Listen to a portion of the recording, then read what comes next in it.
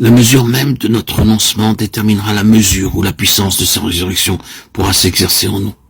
Nous avons renoncé à nos péchés pour mourir avec Christ au péché. Nous avons renoncé au monde pour mourir avec Christ au monde. Et maintenant nous renonçons au moi, ce qui ouvre au Seigneur la porte de notre cœur et lui permet d'y entrer. Nous renonçons aussi par là à cette vie terrestre charnelle, source d'énergie purement terrestre, qui autrefois nous animait.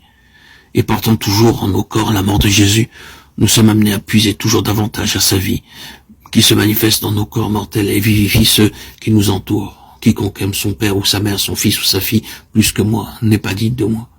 Celui qui ne prend pas sa croix et ne me suit pas n'est pas digne de moi.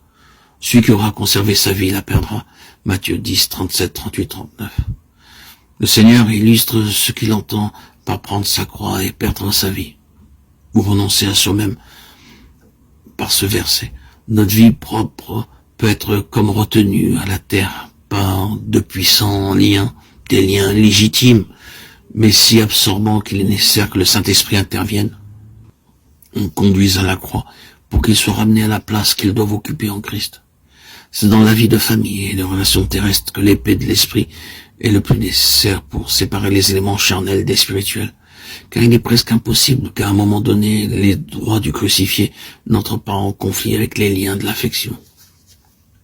C'est alors que nous expérimentons que nos ennemis sont ceux de notre propre maison et que les mains qui nous clouent au bois sont celles de ceux que nous aimons.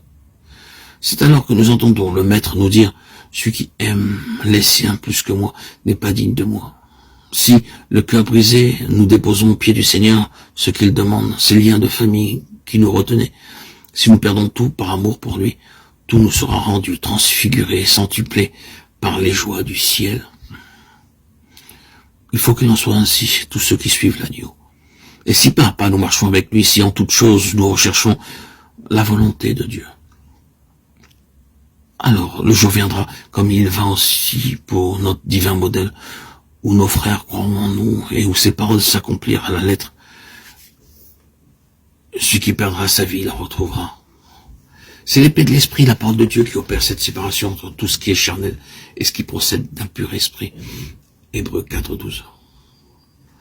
Si comme nous y sommes exhortés, la parole demeure en nous abondamment et qu'elle opère cette séparation, nous devons aussitôt haïr tout ce qu'elle nous révèle comme charnel et l'abandonner, le perdre, le mener à la croix.